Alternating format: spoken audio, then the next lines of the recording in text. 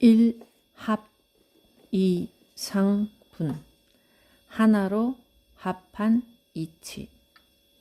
열애께서 설하신 일합상은 이변을 여인 것으로서 일합상이라 하나니, 이변을 여이면 가히 말할 길이 끊어질 것이거늘 범부들은 유무와 이변을 여의지 못하고 다만 그것을 탐착할세 삼신일체인 평등법신을 통달치 못하느니라.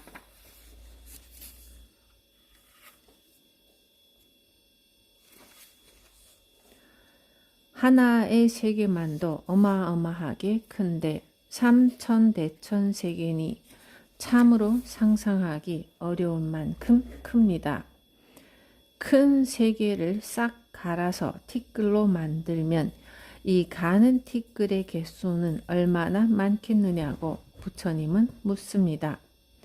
티끌이라는 말에는 세상 가장 작은 존재로 만물의 근원이라는 의미가 포함되어 있습니다. 돌멩이를 부수어 가루로 만들듯이 삼천대천세계를 부수어 아주 작은 티끌로 만든다면 그 티끌은 만물의 근원이라 할 수 있을까요? 사람들은 그렇게 만물의 근원인 티끌이 변하지 않는 자기만의 성품, 주변 세계와는 완전히 독립된 성질을 가진 단독자로 존재한다고 생각했습니다. 하지만 부처님은 그런 단독자는 없다고 말씀하십니다. 더 이상 쪼갤 수 없는 이 최소의 알갱이가 실로 있는 것이라면 부처님이 티끌의 물이라고 말하지 않을 것인데, 부처님이 티끌의 물이라고 말한 것은 사실은 티끌이라고 하는 어떠한 실체가 없기에 그 이름을 가는 티끌들이라 한다고 했습니다. 물은 아주 작은 물방울 입자들로 구성되어 있습니다. 그 물방울을 쪼개고 또 쪼개면 물분자라고 불리는 미세한 입자가 나타납니다.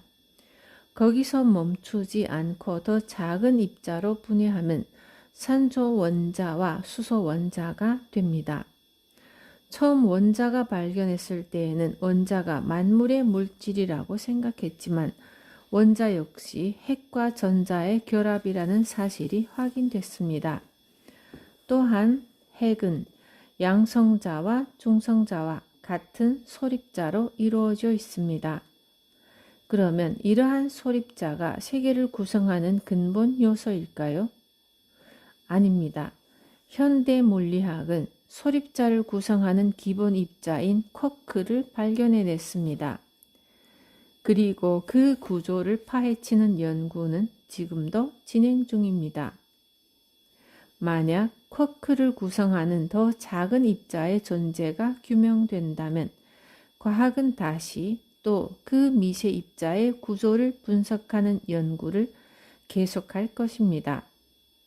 그러니 세계를 구성하는 근본 요소를 미진이라고 부른다면 사물을 구성하는 미세한 입자들을 미진이라고 이름하되 실상 미진이라고 할 만한 요소는 존재하지 않는다고 할 수 있습니다. 티끌이 티끌 아닌 이유를 다른 각도에서도 살펴봅시다. 태양계의 규모는 우리의 상상을 넘어설 만큼 광대하지만 우주의 차원에서 본다면 태양계도 하나의 티끌에 불과합니다.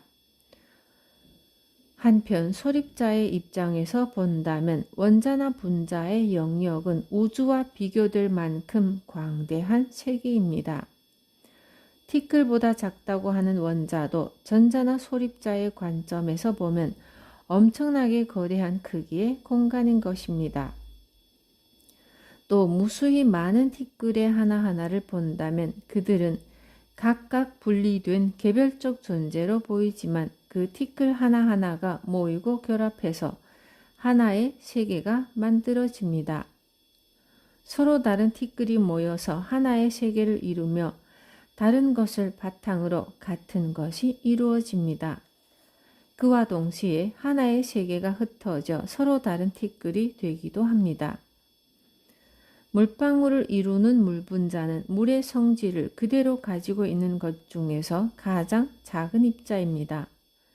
하지만 물분자를 이루는 산소 원자와 수소 원자는 더 이상 물의 성질을 가진 물질이 아닙니다. 이렇게 물이 아닌 물질이 모여서 물이 됩니다. 이는 모두 같은 것을 근본으로 하여 다른 것이 되며 하나를 근본으로 해서 하나가 아닌 것이 나타나는 이치입니다. 근본 이치에서 본다면 본래 같은 것도 없고 다른 것도 없습니다.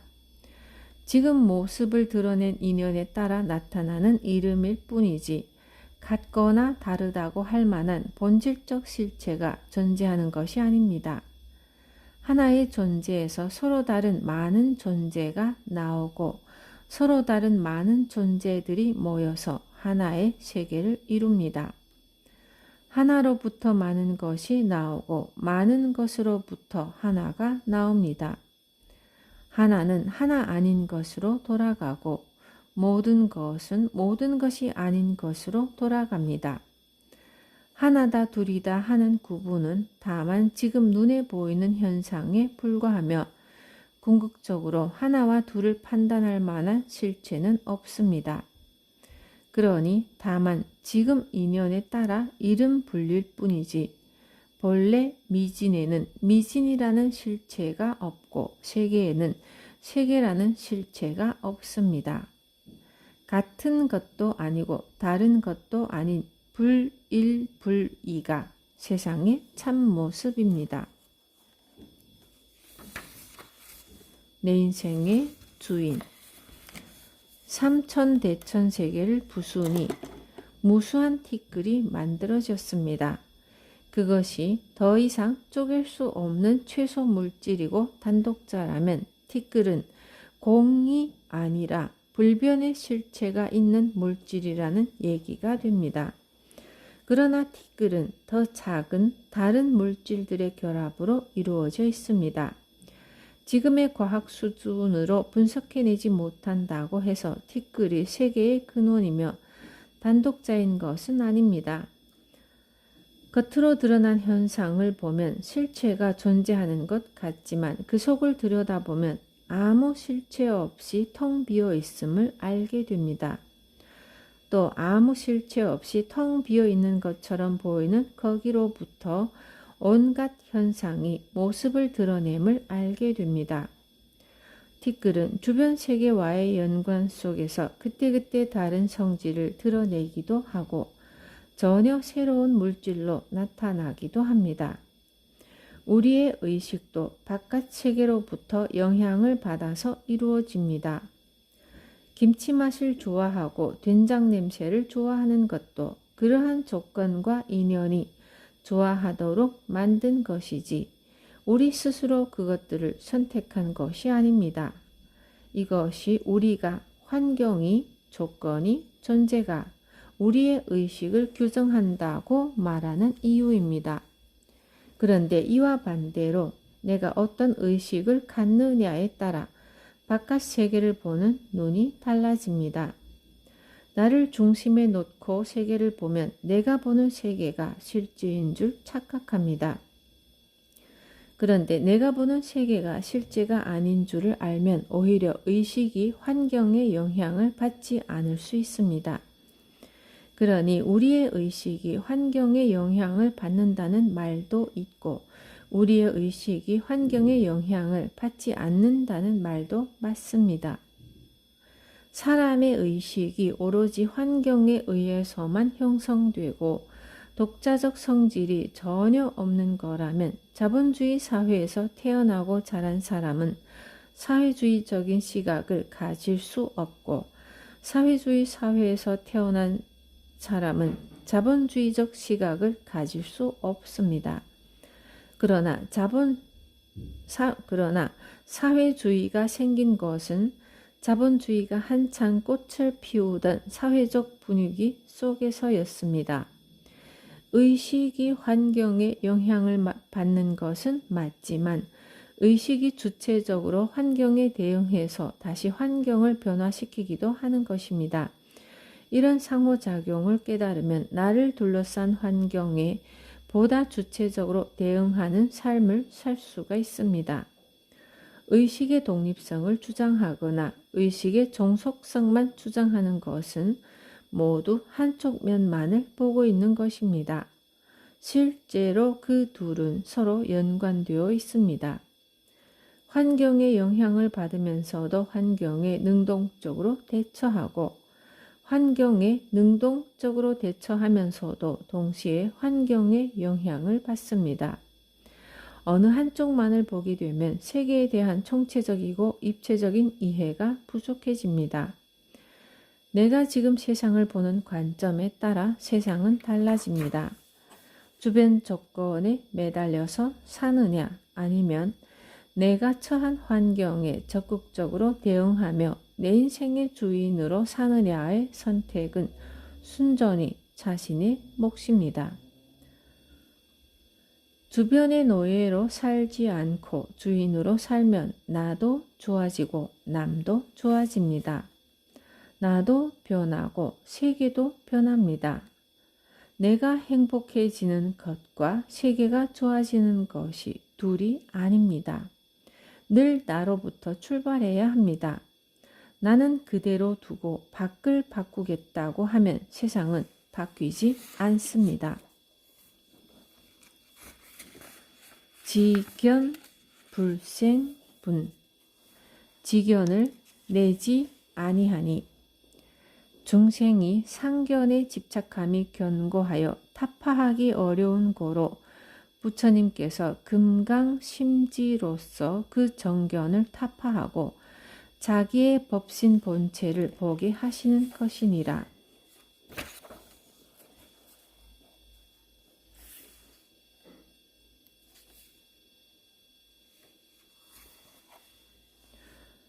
저 사람은 나쁜 사람이다 또는 저 사람은 좋은 사람이다 라고 할 때 사람들은 좋은 사람이라는 불변의 실체가 있고 나쁜 사람이라는 불변의 실체가 있다고 여깁니다. 이것이 상을 짓는 것입니다. 어떤 사람이 술을 먹고 와서 내게 폭언을 하고 주먹을 휘두른다면 나는 그를 나쁜 사람이라고 생각하겠죠. 하지만 지금 그의 행동이 나한테 나쁜 영향을 미치므로 나는 그를 나쁜 사람이라고 생각하고 말하는 거지 나쁜 사람이라는 본질적 실체가 존재하는 것은 아닙니다. 그 사람이 술을 깨고 집으로 돌아가 부인과 아이들에게 다정하고 자상한 가장 역할을 한다면 그들에게 그는 더없이 좋은 사람입니다. 그러면 그의 실체는 좋은 사람인가요? 나쁜 사람인가요? 우리는 대개 자기가 일으킨 생각이 객관적 실체라고 착각합니다. 이것이 상입니다. 여기 하얀 기둥이 있습니다. 그런데 태어날 때부터 붉은색 안경을 낀 사람은 기둥이 붉다고 믿습니다. 또 푸른색 안경을 낀 사람이라면 푸른색이라고 믿을 겁니다. 그 두 사람이 만나면 서로 기둥이 빨간색이니 푸른색이니 하고 다툴 게 뻔합니다. 이게 상을 짓고 상에 집착하는 중생계의 모습입니다. 그런데 이렇게 상에 집착하는 이유는 집착하고 싶어서 그러는 게 아니라 그것이 객관적인 사실이라고 믿기 때문입니다. 내 눈에 그렇게 보이는 것을 실제라고 착각하기 때문이죠. 기둥이 빨갛게 보이고 파랗게 보이는 것은 내 안경 색깔 때문입니다. 내 눈에 그렇게 보이고 내가 그렇게 알고 내가 그렇게 생각합니다. 실제 기둥이 빨간지 파란지는 알 수 없습니다. 기둥이 노랗다는 사람을 만나거나 분홍색이라는 사람을 만나도 그건 아니라고 단정해 말할 수 없습니다. 하지만 그렇다고 해서 내 눈에 분명히 빨간색으로 보이는데도 아무 색깔도 안 보여. 그냥 다 아무것도 아니야. 라고 생각하는 것도 진리가 아닙니다. 빨갛게 보이면 지금 내 눈에 빨갛게 보이는구나 하고 받아들이면 됩니다. 파랗다고 주장하는 사람을 만나면 저 사람 눈에는 파랗게 보이는구나 하고 인정하면 됩니다. 이건 누가 옳고 그르고의 문제가 아닙니다. 내 눈에 빨갛게 보이듯이 그의 눈에는 파랗게 보인다는 사실을 인정하면 대립과 갈등을 피할 수 있습니다. 사람들은 한 번 상을 지우면 그 상에 매달려 집착합니다. 그리고 거기에 덧붙여 자기 견해를 만들어냅니다. 우리는 태양이 동쪽에서 떠서 서쪽으로 진다고 말합니다. 하지만 사실은 태양이 움직이는 게 아니라 지구의 자전 때문에 그렇게 보일 뿐이라는 것을 알고 있습니다. 하지만 옛사람들은 해가 땅 밑에서 솟아오르는 것이 객관적 사실이고 자신은 그 객관적 사실을 인식한다고 믿었습니다. 그래서 해가 뜨고 진다는 상에 자기 나름의 견해를 달게 됩니다. 해가 뜨고 지는 것은 신이 불을 붙이고 불을 끄는 것이라는 이유를 달고는 그것이 진리라는 견해를 일으킵니다. 상이 상 아닌 줄을 알아야 하듯이 견해가 견해 아닌 줄을 알아야 합니다.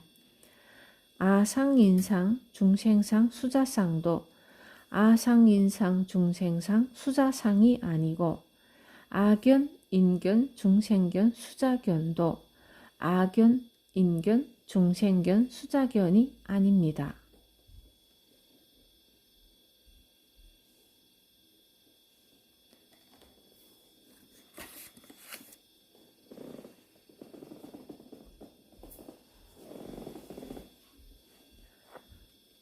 상을 놓아야 한다는 상.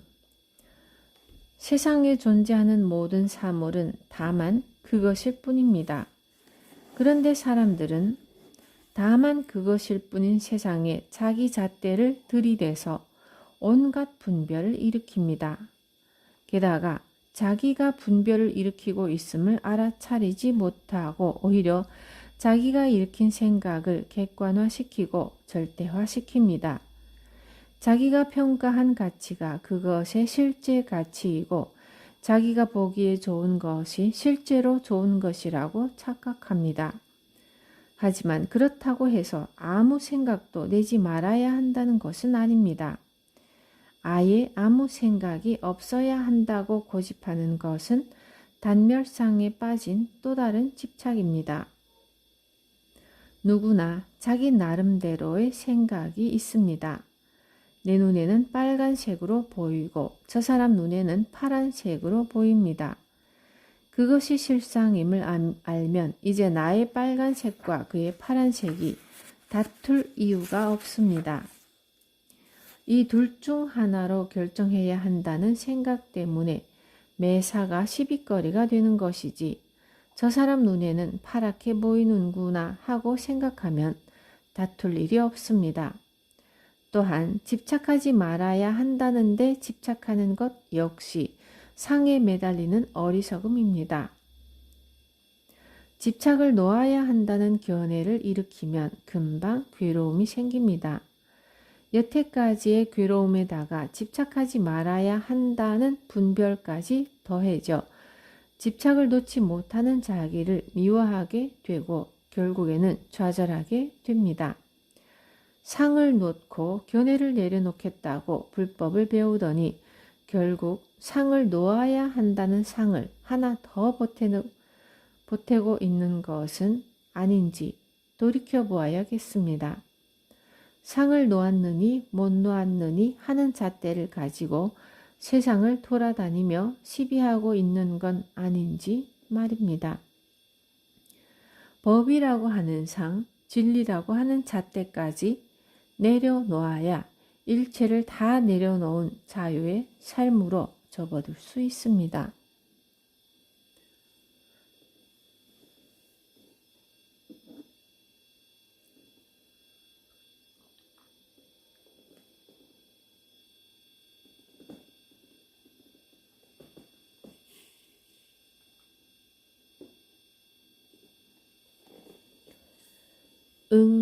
화, 비, 진, 분. 상을 취하지 않으면 여여부동이라. 상을 취하지 아니하면 여여부동하니라. 이 뜻을 깨치면 세계가 이 법을 설하고 티끌티끌이 이 법을 설하고 중생중생이 법을 설하고 삼세일체가 다 법을 설하느니라. 부처님은 6년 고행으로 깨달은 도를 세상에 전하는데 평생을 바치셨습니다.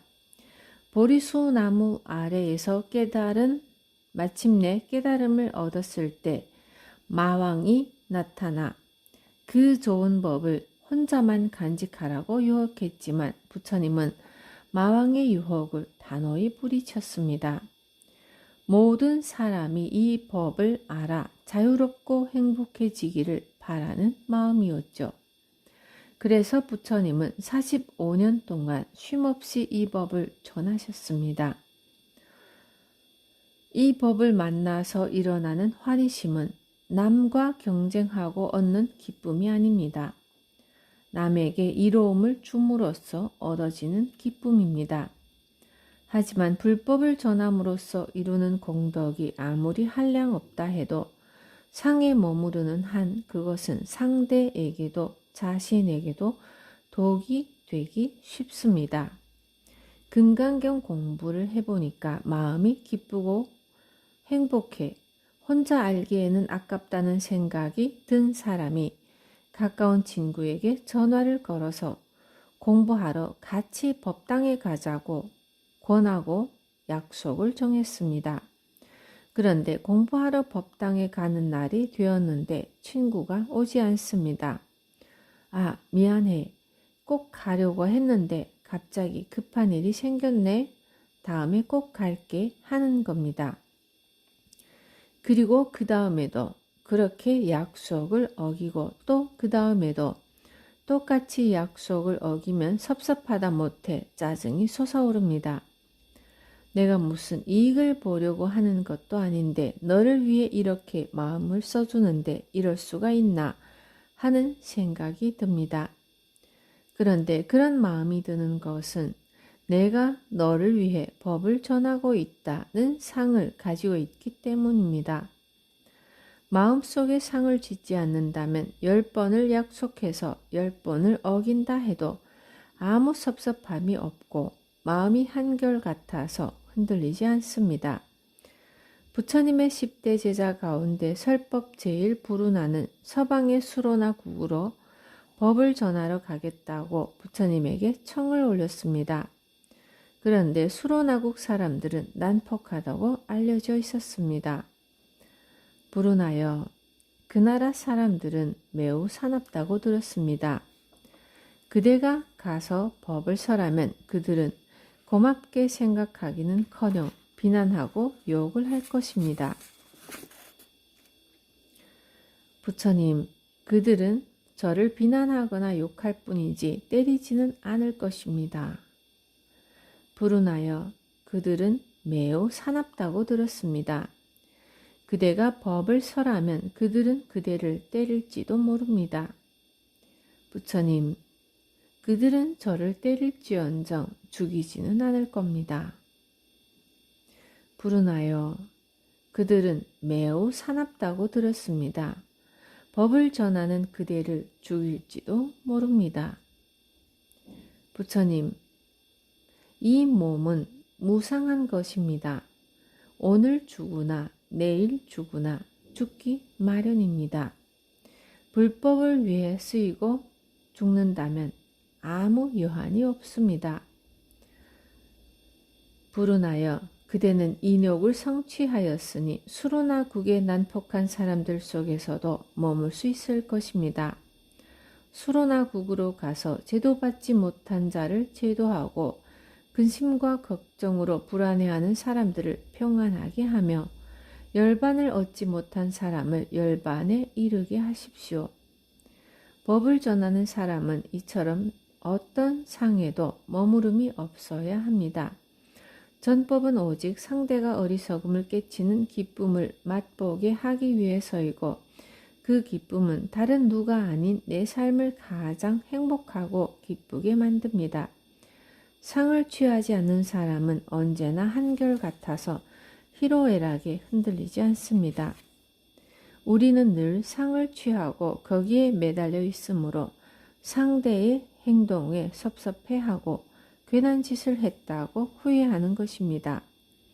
내가 상대를 위해 이런저런 일을 해준다는 상을 가지고 있으면 자꾸 그 대가를 바라게 되고 바라는 그 마음이 채워지지 않으면 갈등이 생깁니다. 더군다나 상대가 원하는 걸 해주는 것도 아니고 자기 생각에 좋아 보이는 걸 해주면서도 내가 너를 위해 이렇게 애쓰고 있다는 생각에 빠지면 갈등은 피할래야 피할 수가 없습니다. 내보기에 좋은 것을 상대에게 강요하는 것은 사랑이 아니라 욕심입니다. 남편이 아내에게 옷을 한 벌 사주었는데 상대가 별로 고마워하는 기색이 없으면 당장 섭섭해집니다. 당신, 내가 사준 그 옷 왜 안 입어? 뭐 당신이 좋아하니까 산 거지 나는 별로더라. 아니 기껏 사줬더니 겨우 한다는 소리가 그거야? 이런 대화가 오가면 섭섭하고 밉고 원망스러운 마음이 일어납니다. 그럴 때 내가 욕심을 냈구나. 내가 아내를 위해 해줬다는 상을 지었구나. 그래서 자꾸 내 마음이 섭섭하구나 하고 금방 알아차려야 합니다. 상을 만들고 거기에 집착했음을 알아차리면 섭섭함도 미움도 원망도 다 사라집니다. 왜냐하면 일체유의법은 꿈과 같고 꼭두각시와 같고 물거품과 같고 그림자와 같으며 또한 이슬과 같고 번개와 같으니 마땅히 이와 같이 관할지니라.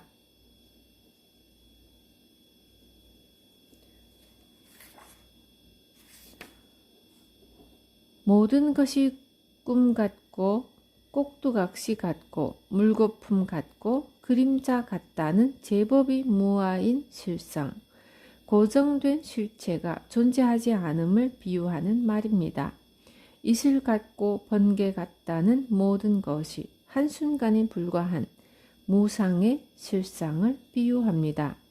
이를 반야심경에서는 오온이 모두 공하다고 했습니다. 모든 존재와 현상이 무아이며 무상이므로 그 어디에도 집착할 바가 없습니다. 그렇게 모든 상이 상 아닌 줄 알면 존재의 참모습을 보게 되고 인생의 번뇌가 사라집니다. 하지만 이런 이치를 공부하고도 막상 일상에서는 눈에 보이는 모습에 집착하고 귀에 들리는 소리에 집착하고 코에 맡아지는 냄새에 집착하고 혀에 닿는 맛에 집착하고 손에 느껴지는 감촉에 집착하고 머리로 인식되는 아름아리에 집착하는 게 현실입니다. 이제는 그만 눈뜨는 공부를 해야 합니다. 꿈속에서 아무리 좋은 일이 있었더라도 눈을 떠보면 다 꿈일 뿐입니다. 좋은 일도 다 꿈 같은 줄을 안다면 나쁜 일이야 말할 필요도 없습니다. 부처님은 제 일은 제가 하겠습니다. 부처님께서 이경 설하시기를 마치자 장로 수보리와 모든 비구 비구니와 우바세 우바이와 일체 세간 천인 아수라들이 부처님의 말씀을 듣고 모두 크게 환희하여 믿고 받아들여 뜻을 받들어 행하였느니라. 금강경을 읽고 어리석음을 깨쳐서 부처의 길로 나아가겠다고 마음을 먹었다면 이제 그 마음이 실천으로 이어져야 합니다. 배운 이치를 내 몸으로 경험해야만 이 법이 내 것이 됩니다. 그것이 수행입니다. 수행의 첫 단계는 깨달음, 견성입니다. 이치를 모른 채로는 아무리 열심히 행한다 해도 바른 길로 나아갈 수 없습니다. 그러나 이치를 아무리 잘한다 해도 생활 속에서 연습을 되풀이하지 않으면 그 법은 내 삶을 바꾸는 힘이 되지 못합니다. 시행착오를 거듭하는 가운데 내가 이럴 때 분별심이 생기는구나, 내가 여기에 걸리는구나 하고 자기 점검을 할 때라야 넘어진 그 자리에서 다시 일어설 수 있습니다. 책만 읽고 법문만 들어서는 같은 자리에서 맴돌 뿐입니다. 배우자, 자식, 부모, 직장 동료, 친구와의 관계 속에서 체험을 통해 깨쳐야만 이 법이 진실로 나의 진리가 됩니다. 그것이 보림입니다. 보림은 깨달은 바를 생활 속에서 실험하고 경험함으로써 나를 닦아나가는 수행입니다. 촉연성이 성냥불이라면 보림은 그 불꽃을 장작불로 옮겨 붙여 불을 키우는 과정과 같습니다. 세상 속을 다니면서 넘어지고 다시 일어나고 일체시 일체처에 이 법이 모두 적용되는 모습을 경험해야만 이 법이 참으로 나에게 진리가 됩니다. 남에게 보이기 위한 공부를 하면 안 됩니다. 남이 뭐라고 하는 건 별로 중요하지 않습니다. 남을 위해 사는 것이 아닌데도 사람들은 늘 그 사람은 뭘 먹었다, 뭘 입었다, 어디에 산다 하는 것들에 신경 씁니다. 마찬가지로 제가불자들은 어느 스님이 더 수행이 깊은지 얘기하는 시간에 한 번이라도 더 자기의 호흡을 관하고 참회하고 경을 읽어야 합니다. 주변 사람들과 부딪히는 자신을 돌이켜보고 순간순간 일어나는 내 마음을 관찰해야 합니다. 진실로 부처님을 믿고 법을 따른다면 기도하는 마음 자세가 달라져야 합니다. 지금까지는 부처님을 따르고 의지하면 무거운 내 짐이 좀 덜어지겠지 하는 마음이었다면 이제 금강경을 읽고 깨달음을 얻은 뒤에 부처님께서 이렇게 중생의 고통을 덜어주기 위해 깨우쳐 주시는구나. 나도 부처님 하시는 일에 작은 힘이라도 보태서 다른 사람을 돌보며 살아야겠다는 원력을 가져야 합니다. 부처님이 우리에게 진리의 가르침을 열어서 삶을 깨우쳐 주신 것만 해도 한량 없는 은혜이건만 여기서 뭘 더 바라겠습니까? 시험에 합격하는 건 내가 열심히 공부하면 되는 일이고 가난한 사람들을 돕는 것도 우리가 나서서 해결하면 될 일입니다. 부처님께 도와달라고 할 일이 아닙니다. 부처님, 그동안은 먹고 사느라 정신이 없었지만 이제부터는 제가 그 은혜를 갚겠습니다. 하고 팔을 걷고 나서야 합니다. 그게 원력입니다. 부처님을 믿고 따른다는 건 그분을 닮아가려고 노력하는 것입니다. 평생을 길 위에서 사셨던 부처님의 삶과 비교해보면 지금 우리의 삶은 부족함이 없습니다. 아무리 가난하고 곤궁하다 해도 부처님보다는 잘 먹고 잘 입고 잘 잡니다. 이제 금강경 공부를 마치면 부처님에게 내가 바라는 것을 이루어달라고 조르는 사람에서 부처님을 돕는 사람으로 바뀌어야 합니다. 도움을 청하는 비는 자에서 보살피는 자로 거듭나야 합니다. 부처님, 저는 놔두시고 다른 사람을 돌봐주세요. 제 일은 제가 알아서 하겠습니다. 적어도 이 정도는 되어야 합니다. 거기서 좀 더 나아가 우리 가족은 제가 돌볼 테니 걱정 마세요. 우리나라 일은 저희가 알아서 하겠습니다. 인간 세상 일은 저희가 알아서 하겠습니다. 이렇게 원이 조금씩 커져가야 합니다. 그렇게 도움을 구하는 사람에서 도움을 주려는 사람으로 바뀌는 과정이 중생에서 보살로 나아가는 길입니다. 금강경은 보살로 나아가고자 하는 사람을 위해 설해진 경입니다. 이 경을 통해 보살의 길을 걷는 불자가 많아지기를 기원합니다.